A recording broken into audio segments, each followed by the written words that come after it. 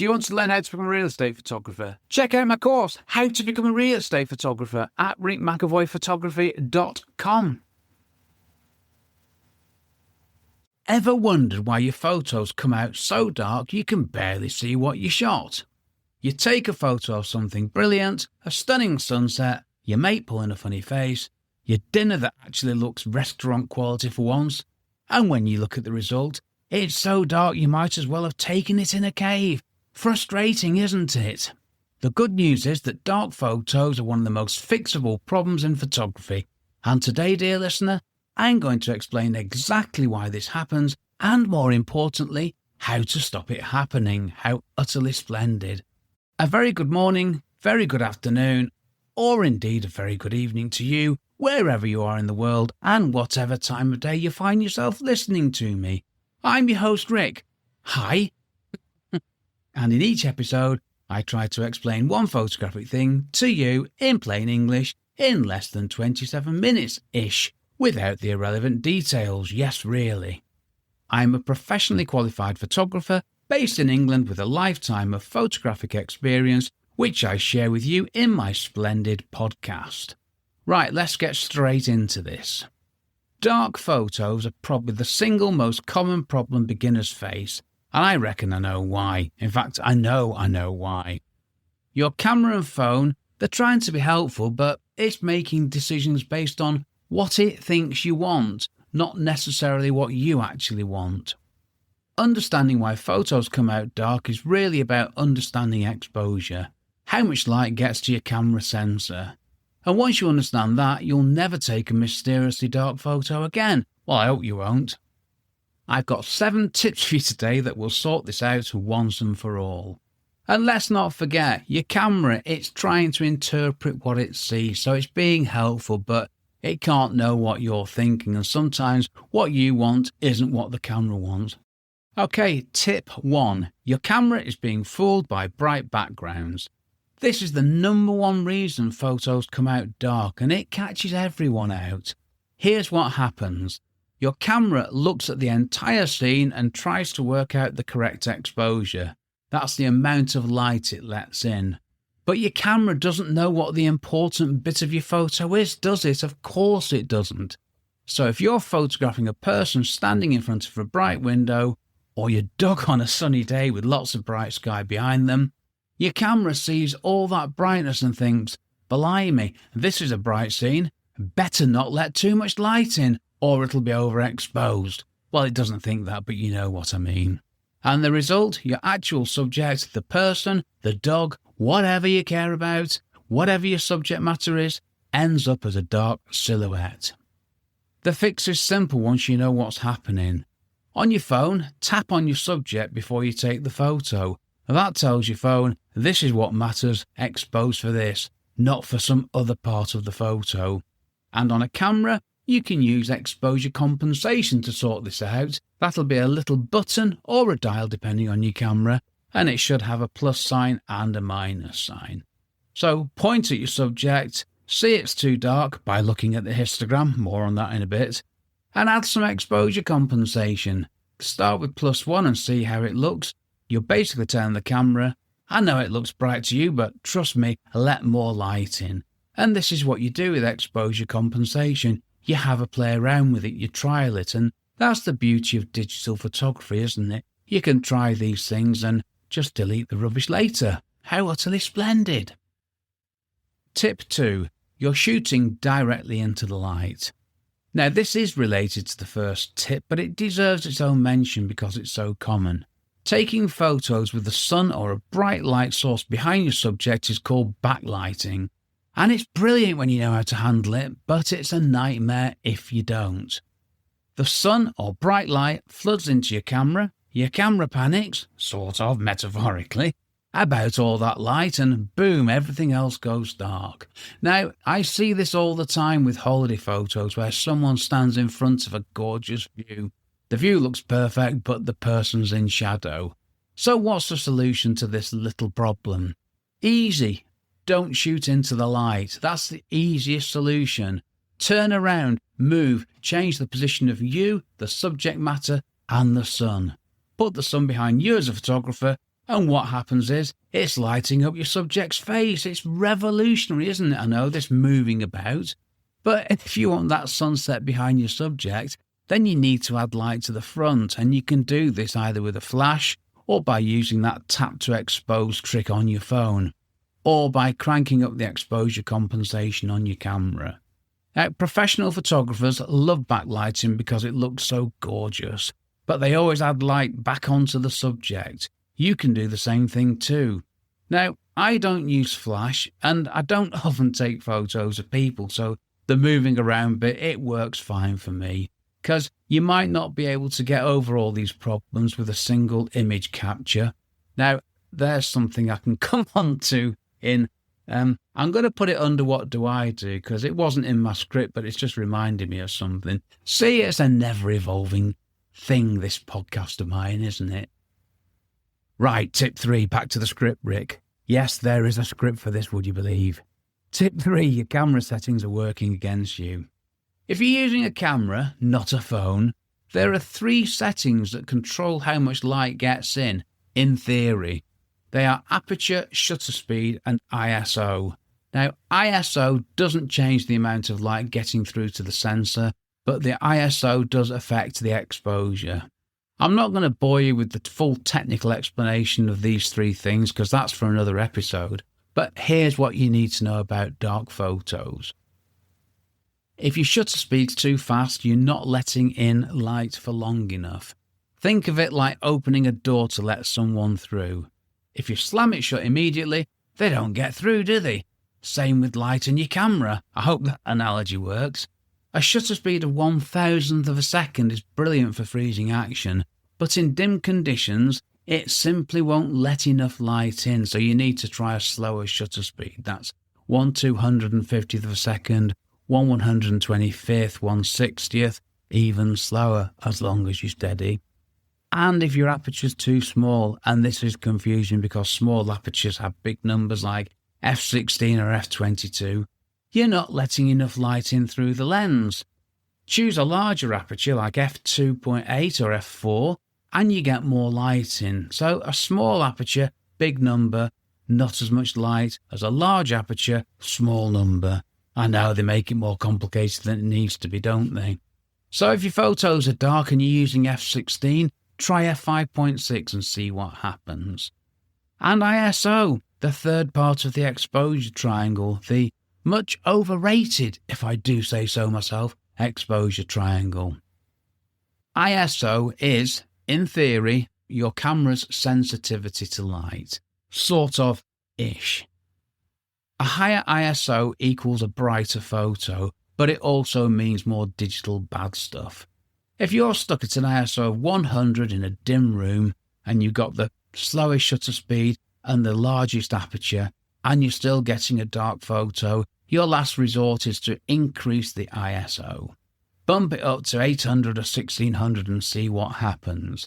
To be fair, modern cameras handle high ISOs better than they used to, so you don't need to be as scared of it as I am. I like to use ISO 100 all the time. So try it and see what happens. It might be the quick fix you need if you've got no other options. And I touched on it before. I always use the lowest ISO that I can to get a sharp photo. And you can apply this to the correct exposure as well. Tip 4. Use exposure compensation. Yep, I mentioned this earlier, but it's so useful, it deserves its own tip, it really does. Exposure compensation is your make it brighter or darker button, and it's on pretty much every camera made in the last 20 years. And it's usually marked with a plus or minus symbol. And you might need to go into the menu to select exposure compensation. I'll come on to a little point on that in a minute. Your camera tries to expose every scene to middle grey. That's what its brain's programmed to do. And no, I'm not going to go into the other metering modes that you have on the camera here. Again, one for another episode. So it's going for a middle grey, but not every scene's middle grey, is it? Snow should be white. A black cat should be black. And they're the extremes, and that's what we're trying to capture, what we're looking at. If your camera tries to make the snow middle grey, it'll come out as grey snow. If it tries to make a black cat middle grey, it'll come out as a grey cat that looks too bright. So what you need to do is to override the exposure using exposure compensation. If a photo's too dark, add 1 stop, 2 stops, 3 stops if needed. Photo too bright, subtract 1 stop, 2 stops, again 3 stops if needed. It's that simple. Take a test shot. If you're not happy with it, adjust the exposure using exposure compensation. Take another shot, have a look. This is what professional photographers do. We don't always get it perfect first time. We look, adjust and shoot again. So get comfortable with exposure compensation. It's a very, very powerful tool.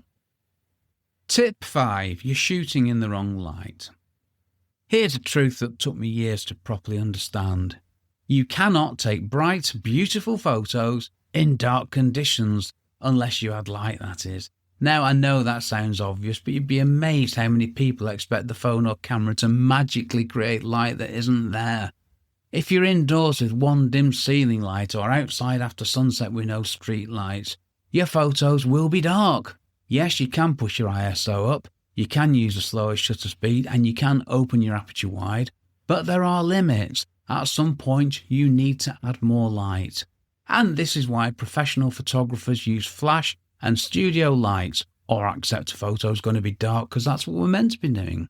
We're not trying to be fancy here, we're just acknowledging that sometimes there simply isn't enough light and we need to add some. Now, for you at home, this might mean turning on more lights, moving closer to a window, or going outside. Or if you're feeling adventurous, buying a simple LED light panel for about 30 quid, $30, 30 euros, that you can use indoors. Light is everything in photography. If it's not there, you need to create it or move to where it is.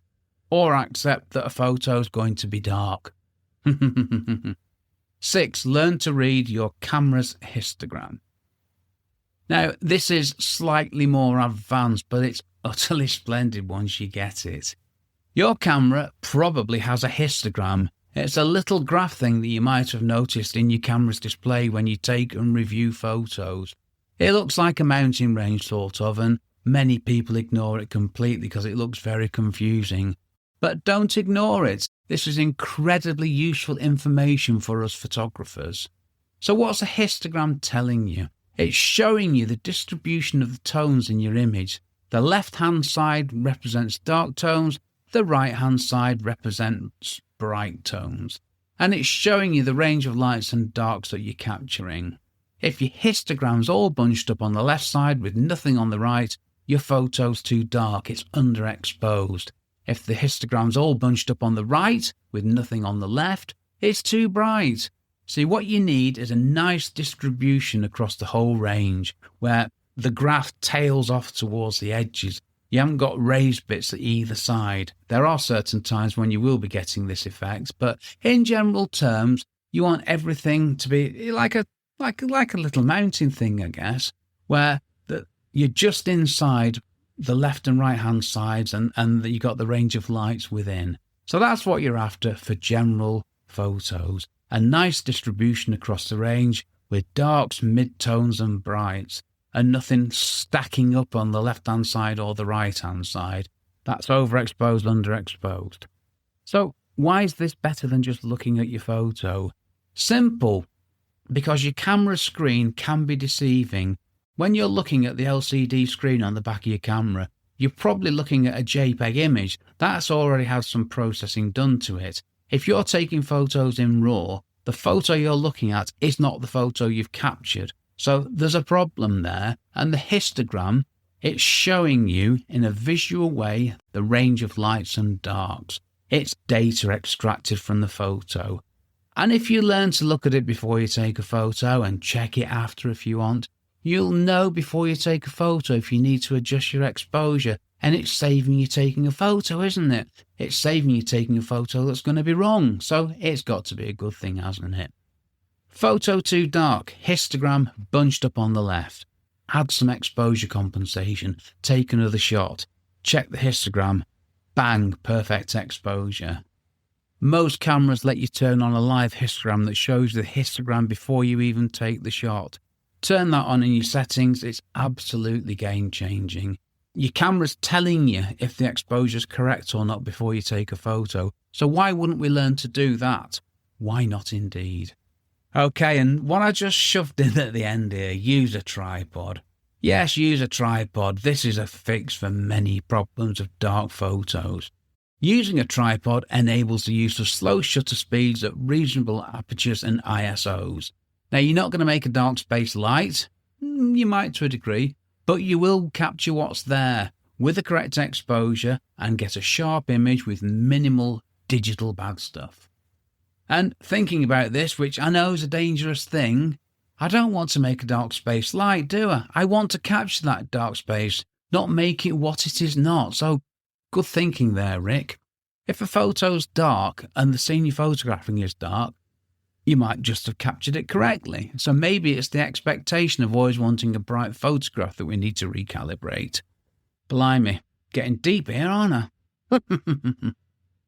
Okay, quick recap. Let's recap those 7 tips for brighter photos. 1. Your camera's being fooled by bright backgrounds. Tap on your subject or use exposure compensation. 2. Don't shoot directly into bright light unless you know how to handle it. 3. Check your camera settings. Slow your shutter speed, open your aperture, and if you have to, raise your ISO. 4. Use exposure compensation to override your camera's decisions. 5. You need enough light in the first place. Move somewhere else, take a photograph of something else, or add light. 6. Learn to read your histogram for accurate exposure every time. 7. Use a tripod to capture what's there. And that's that. Okay, what if I use a phone to take my photos? Well, everything I've told you today applies to phone photography as well. In fact, it's even more relevant because phones do so much automatically that you need to understand what they're doing and when to override it. The single most important thing, tap on your subject before you shoot. That one action will hopefully solve 70, 80, 90% of dark photo problems. Your phone will expose for whatever you tap on, and it should focus for that as well, so it's a win-win, isn't it? Most phones also let you manually adjust the exposure by tapping and sliding your finger up or down the screen. So tap on your subject, then slide up to make it brighter, down to make it darker. It's basically exposure compensation for your phone, it's just done in a slightly different way. And the beauty of this on a phone, of course, you can see what it's doing before you take the photo. And everything I've said about light, of course, it still applies. If you're in a dark room, your phone will struggle just like any camera. Move to better light, turn on more lights, or introduce light. You can use the phone's night mode, which helps, but it's not magic. Light is still everything, let's not forget, dear listener. But if you're photographing a dark room, don't you want a dark photo anyway? And a caveat to all this. I am fortunate enough to have an iPhone 17 Pro Max, which is amazing. And it has a feature which seems to add light to a dark scene. Now, I don't know if other phones have this amazing ability or not, but it's an amazing thing. So tech is getting the problem sorted to a degree. But we must remember we're trying to capture what we're looking at. That's always my starting point anyway. Talking of me, what do I do? As a professional photographer who's been doing this for over 40 years, I still check my exposure constantly. Here's what I actually do. First, I always have my histogram visible, always. I glance at it before every shot and after every shot. Well, once I get into a rhythm on a shoot, I don't check the histogram every time. I might check it on the first photo, and then, if everything's fine, I'll just go on. But if you're less experienced than me, nothing wrong with checking before and after.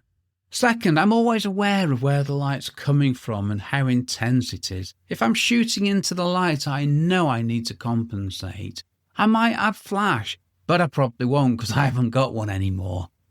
I will probably use exposure compensation, or I'll rearrange things in the composition so the problem goes away. But I never just shoot and hope for the best. Never. Always have a plan.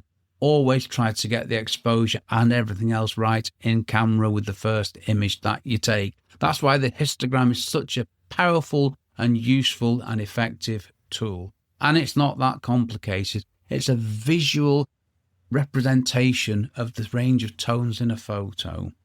Thirdly, I take test shots if I'm in a tricky lighting situation, which for me is quite often. I'll take a shot, check it, adjust it, then take another. There's no shame in that, there's no problem with doing that. That is how professionals work.